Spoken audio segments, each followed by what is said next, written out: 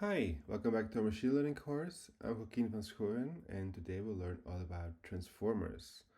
So transformers are a hot new model that is particularly able to learn relationships across long sequences of tokens, of inputs. And we'll see also how we can use it for text and how we can use it for images to learn better models. So first we'll start out with some basics about handling text, particularly word embeddings, which will, by the way, also be our first step when we want to build a transformer model. Then we'll talk about sequence-to-sequence models, which are this general class of models where a sequence of tokens comes in and a sequence of tokens goes out, like words come in and words come out. And then we'll talk about how to build those transformer models. We'll talk about the self-attention layer and how we can build transformer blocks out of those that we can then use to build transformer models. And finally, we'll look at vision transformers, which are applications of transformers for vision as well. Okay, so first of all, we'll start with the bag of words representation. Which is the simplest form of representing text, which just starts out by taking a sentence like, this is how you get ants. And we'll then start to tokenize it. Tokenizing means taking an input like a string of text or an image and dividing it into individual tokens that we then represent to the model as a series. The simplest form of tokenizing here is just to view every word as a token. This is how you get ants. Right? So every single word here is one token. This is probably the worst way of doing it. Well, not the worst, but not a very good way of doing it. So we'll see more advanced ways of tokenizing later. Now, if you want to give this data, this set of tokens to a model, we're not done yet because neural networks don't handle strings, right? So we'll first need to encode this into numbers. And the simplest way of doing it is first to build a vocabulary of all the possible words in the English language. And then create a one hot encoded vector that has a 1 for that word and 0 otherwise, right? So if we draw that, we can imagine all the words in the English language, like aardvark and Amsterdam. It's not all the words, but close enough. And so on, right? Maybe somewhere down here there's get, there's this, and so on, right? All the words of the language occur in the dictionary. Okay, and then we can encode a word like ants by saying, well, it's a long vector. This can maybe have, I don't know, maybe 100,000 possible values.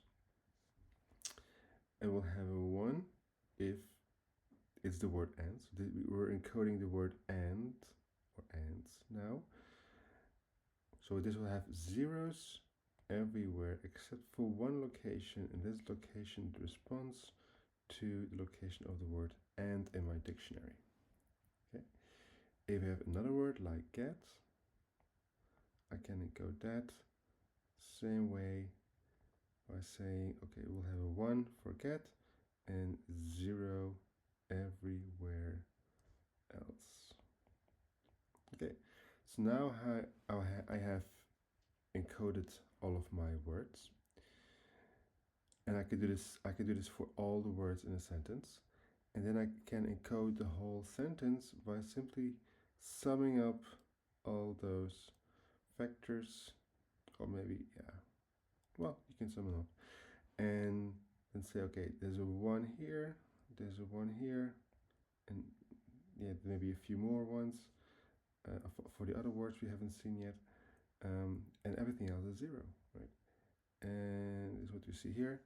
So there's a 1 if the word occurs in the sentence and 0 otherwise, right? This is a very simple way of representing the sentence, and I can now enter this sentence into a neural network. Can be like fully connected layer, and then we can use that to make predictions. Maybe we want to say yes or no to that input sentence. Right? We call this a bag of words model because in this process we lose the order of the words. So the sentence, this is how you get ants, and this is how ants get you, they will have the exact same expression, right? So you lose the information of the order of the words, and we'll see this will be a problem for lots of models, and only at the very end we'll have a very good solution for that. So stay tuned. Okay. We saw one way of tokenization, which is very simple. Now we'll look at better ways of doing that. So tokenization in general simply means splitting an input like text into words or tokens. And similarly, we can also, if you have an input image, we can also tokenize an image. And we'll see that means it will actually divide the image into small patches, each patch being one token, and we'll feed those patches one by one to the model. So for text, we can be a bit more clever. First of all, we can do stemming. So imagine you have a word like the meeting or the meat or the meat, right? They're essentially the same word, right? So we can stem them, meaning we're going to cut off the parts which are less relevant, and we maintain only meat, right? And that simplifies because this will give us a smaller dictionary. So maybe we don't need 500,000 valued encoded vectors. We can do smaller ones. But that stemming helps us a bit of the way there.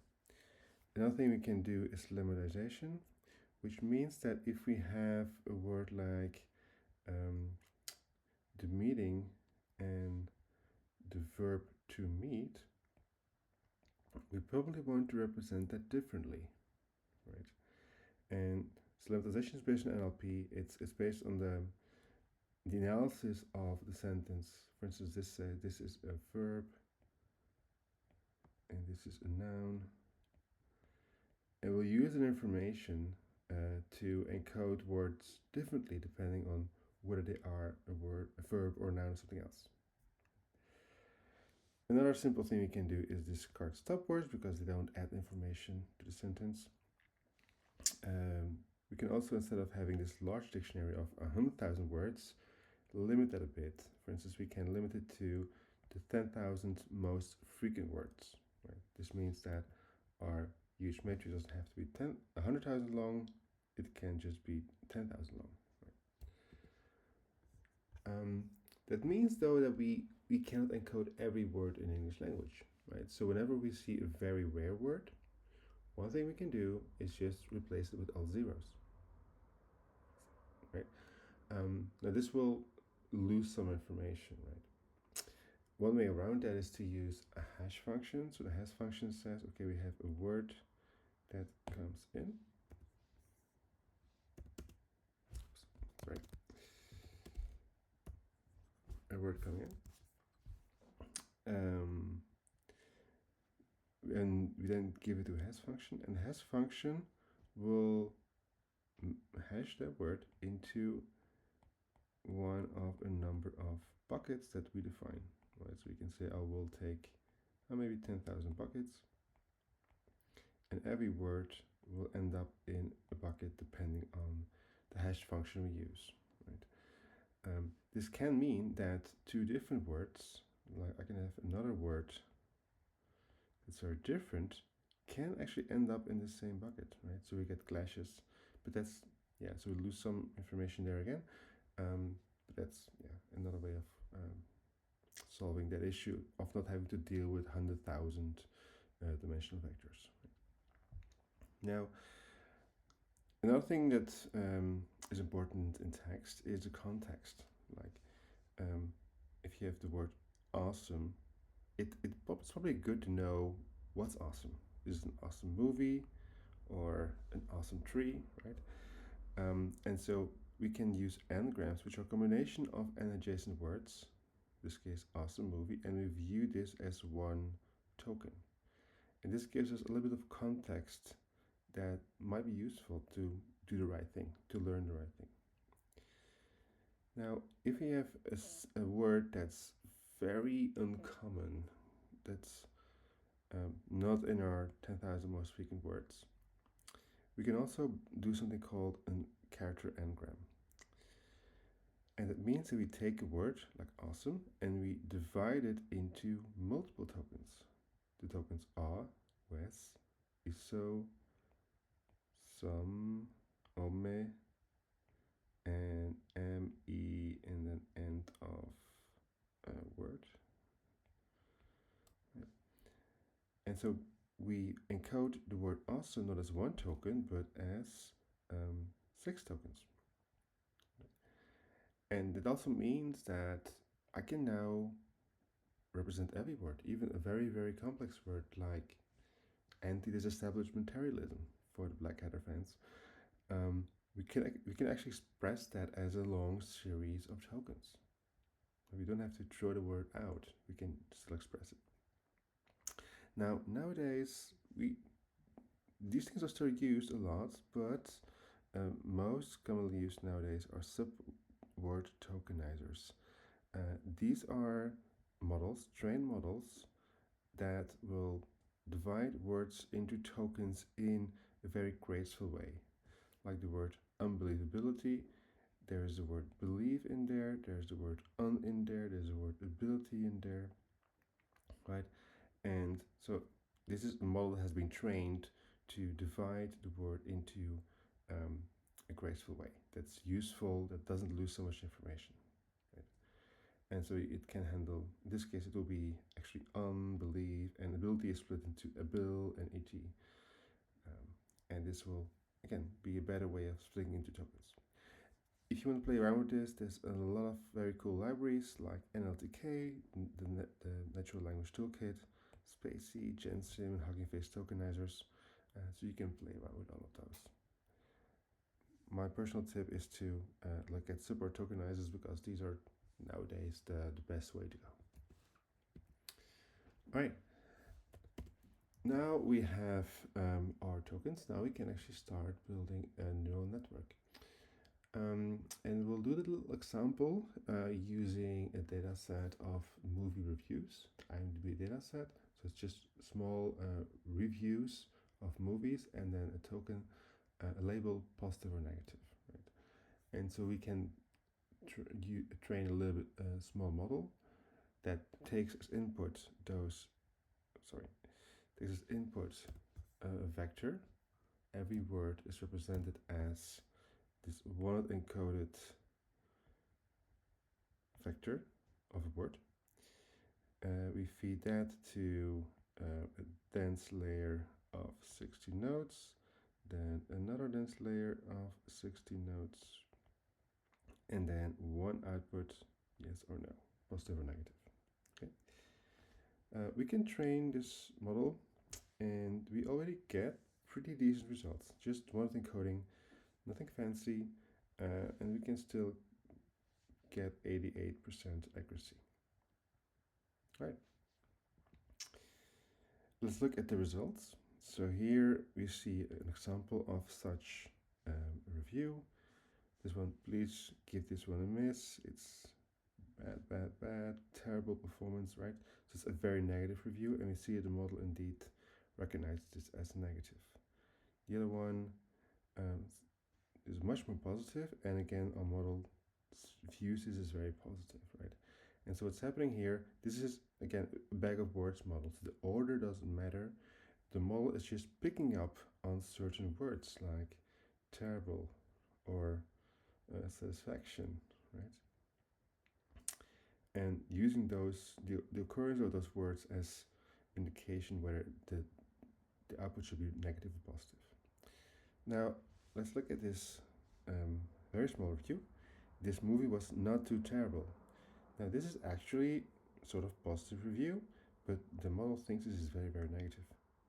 And why? Well, because it sees the word terrible in here, and it doesn't understand that the word not actually negates the words terrible. So we'll have to see more advanced models to be able to deal with that. Okay, a better way of representing words are embeddings. So embeddings are a dense representation. So right here, we were dealing with a sparse representations, all zeros and ones. Now we're going to find a way to convert this sparse representation to a dense representation, meaning we're going to convert this long vector of all zeros and ones into a smaller one. So maybe this one has 10,000 values. We want to convert it to something that has maybe 100 or 300 values, but which will be dense, right? And so we'll see different ways of doing that. If you would do that manually, you could do it in such a way. So say you have a number of words like cat, kitten, dog, and I ask you to create an embedding for that. One thing you could do is say, well, we can think of different properties of these words, like cat. A cat is a living being, it's feline, a word can be human, a word can have a gender, and so on, right? And these are all properties of words that exist in the English language. Now we can express a word like cat by assigning values to those properties, right? Like a cat is definitely a living being, so we give a high value there. It's definitely feline, it's not human, so low value for human. Gender, nah. It's royalty, is a cat royalty? Depends on the person you ask, but I'm gonna say no. Is the verb? No. Is it plural? No, right? And so we see by doing this, we have a dense representation of a cat, right? We can do the same thing for a kitten. Kitten, yes, still living being, maybe a little bit less because it's still newly born. It's feline, but not fully yet, right? It's definitely not human, gender, nah. It's not royalty, and so on, right? And so on, right? And dog, same thing. It's a living being, but it's not feline. So in this dimension, it would be very different from a cat. Maybe it's a bit more like a human, I know. And houses, definitely not living, not feline, not human, not gender, not royalty, but it is plural, right? Okay, so as you can see, if you do this, then similar words will end up with similar vectors. And if you would embed this in 2D, we'll see that the word cat and kitten are close together because those vectors are close together in this 7-dimensional space. You see dog is a bit closer and house is all the way over somewhere else. Okay, and you can actually also have relationships between words this way, like the word man and woman. They will be very similar in some dimensions, like human, but they will be opposite in other dimensions, like feline, right? So if you can imagine this space having a subspace for the word, maybe gender, or maybe gender is better. Gender is positive apparently for man and negative for women. Just to define how we implement this this property gender. So say we have property gender here in this dimension, this direction. Then man will be somewhere over here, and woman will be somewhere over there. And same with king. King has positive for gender, queen is very negative for gender. So again, king will be here and queen will be there. So they will move along this dimension here, right? And so if words have different properties, then they will, on the one hand, be close together if they are similar across all those properties. And if they are opposed into one particular sub-direction, then you will also find that in this high dimensional space, they will move across that dimension. Well, they move apart according to that dimension. Right. Now, of course, we cannot. It will be basically a lot of work to do this for all the possible words in English language. So we actually, instead of doing this manually, we're going to learn those values automatically using machine learning.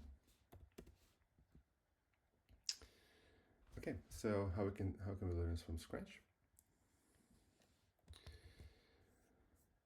So we can do that by first of all taking our words. So we take, in this case, we take a sentence again, like this movie was not too terrible. Remember, this was our sentence here that we couldn't properly classify. Sorry, here, right? That we couldn't properly classify. See if we can do better now. And we start again with our one encoded vectors. So we take bigger words, right?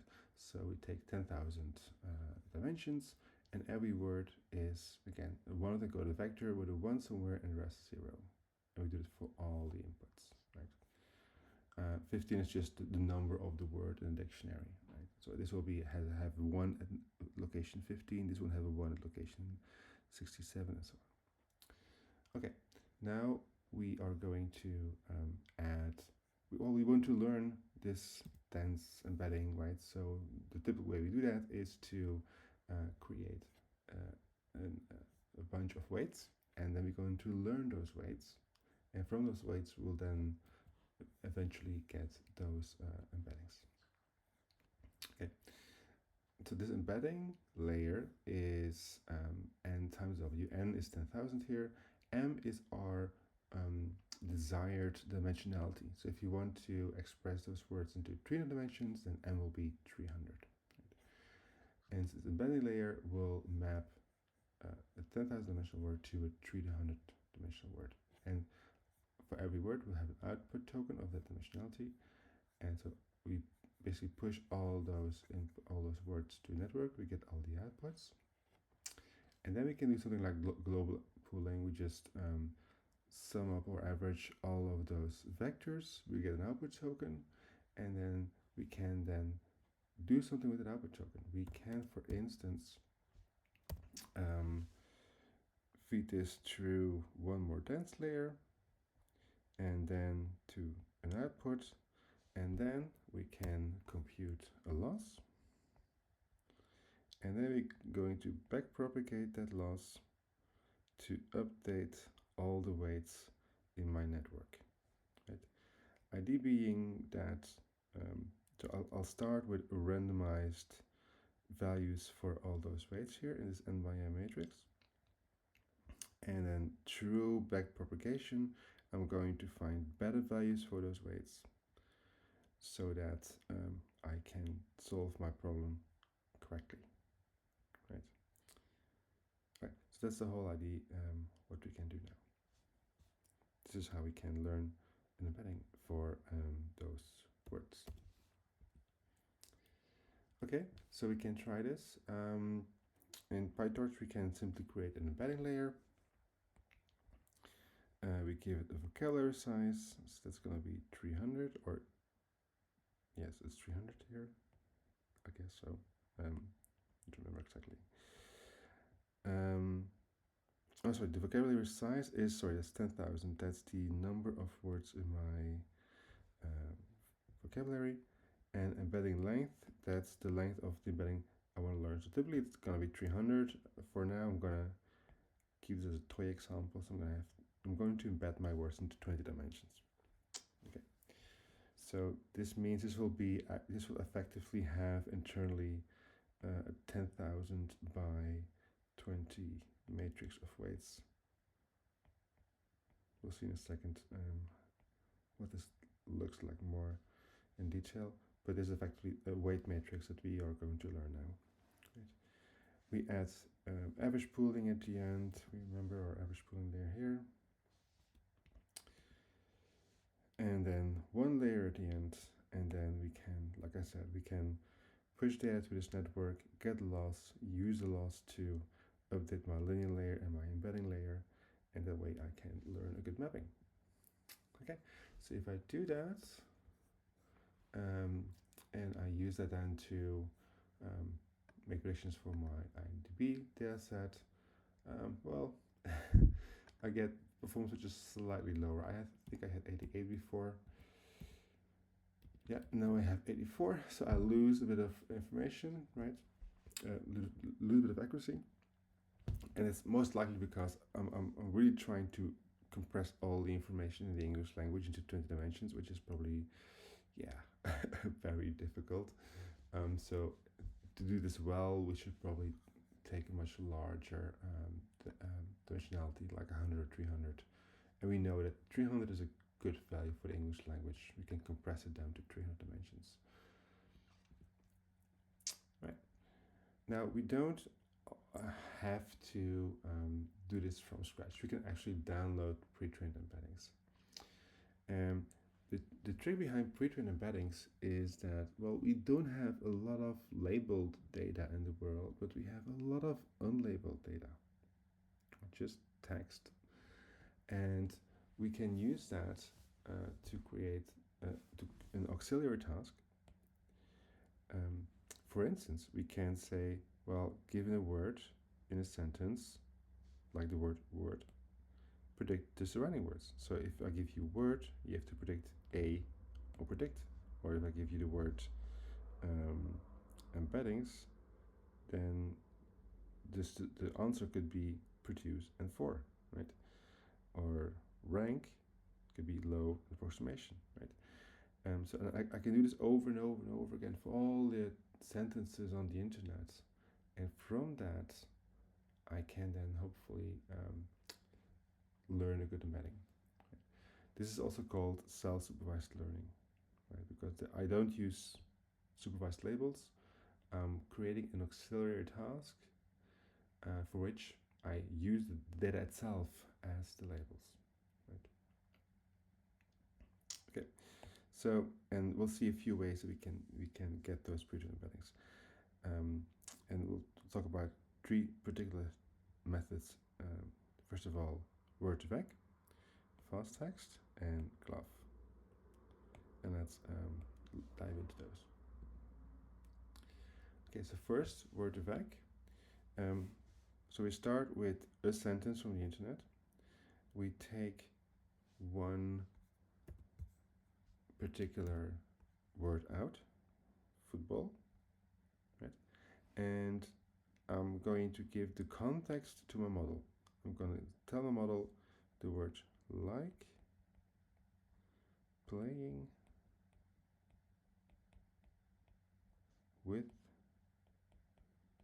and my. So actually I should have 4 in here, right?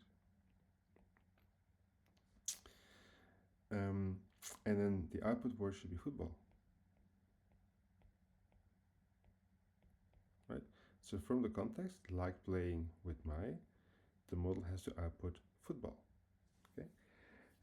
This model is a very simple autoencoder-like model with one hidden layer and a small number of dimensions. For instance, 300 hidden nodes.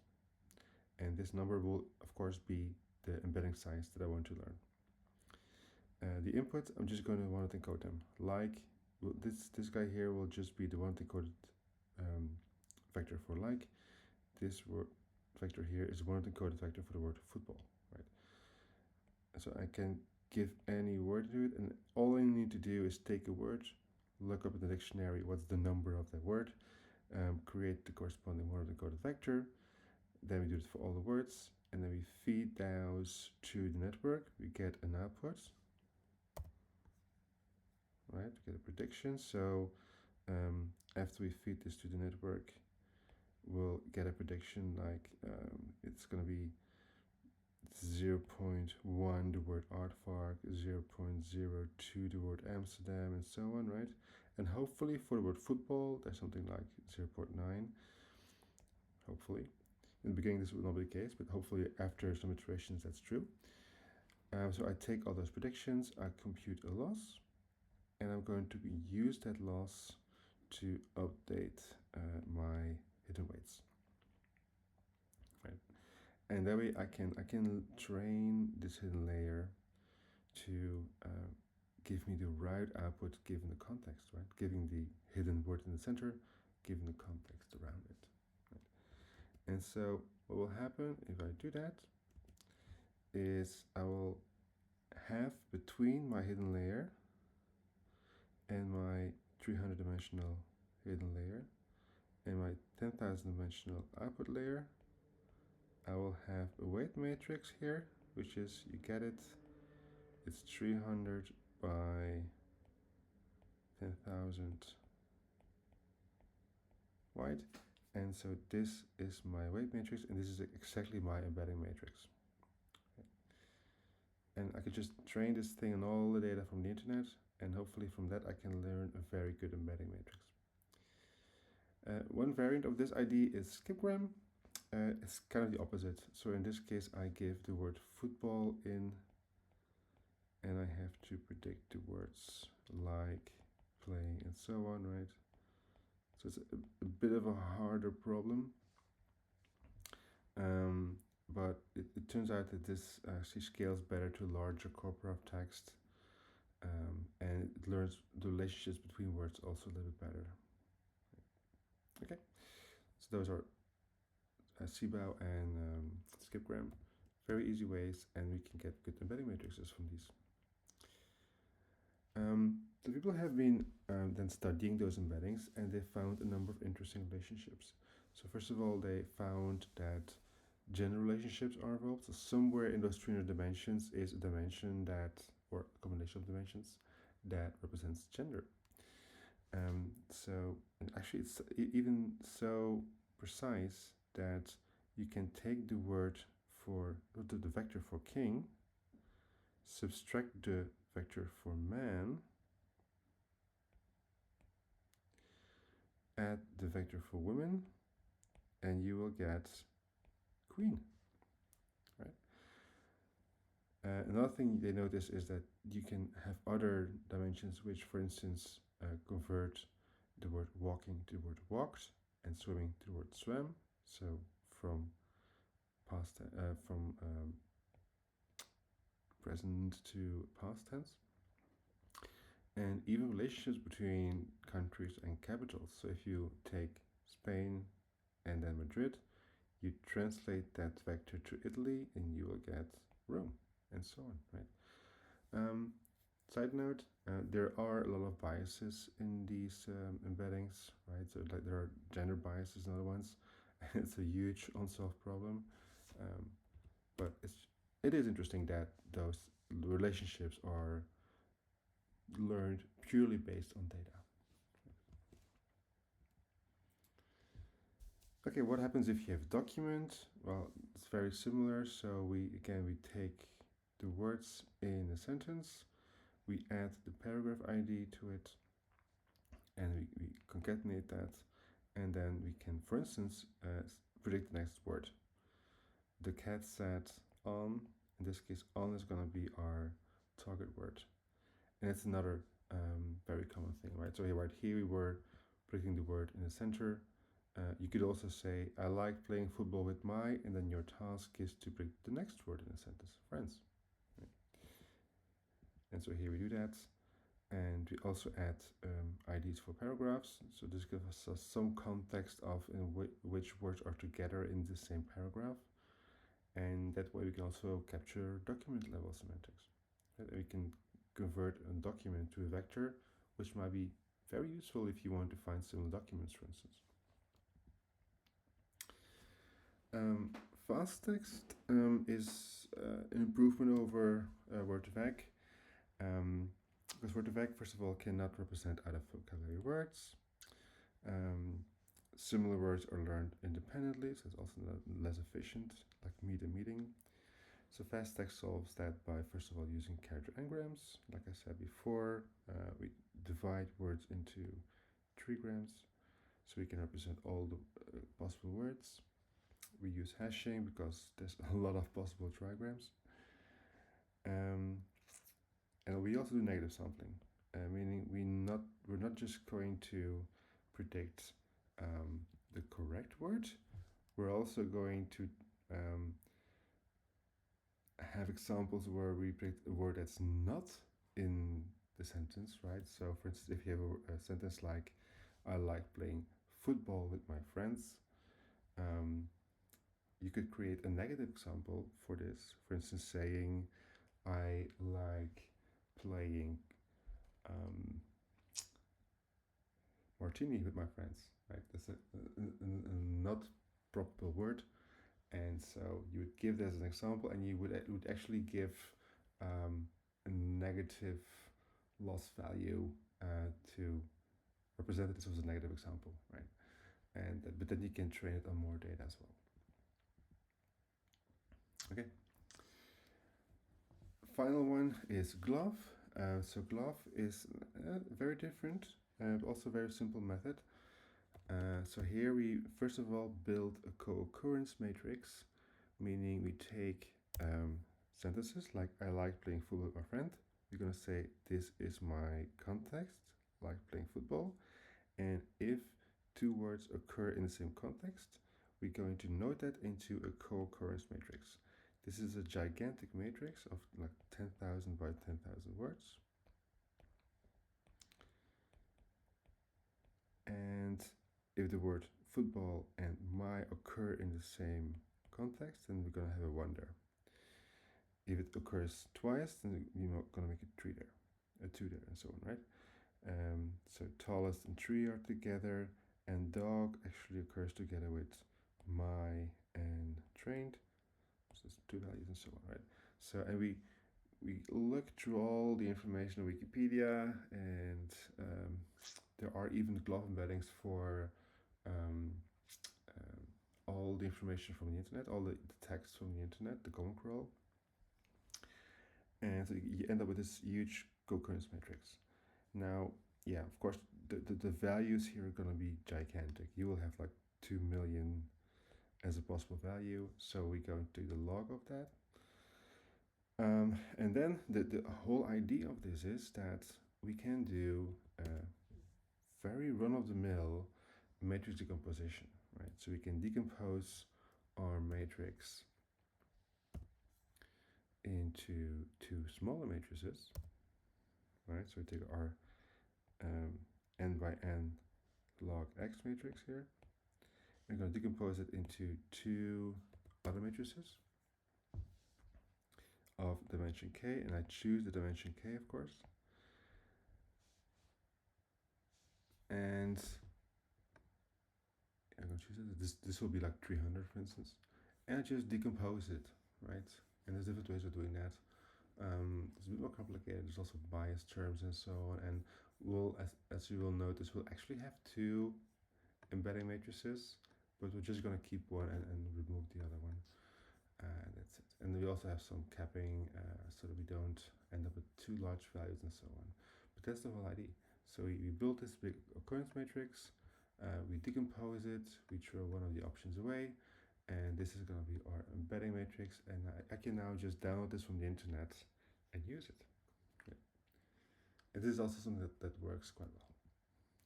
Okay, so we can download this from Wikipedia. Well, we can download a glove embedding trained on Wikipedia.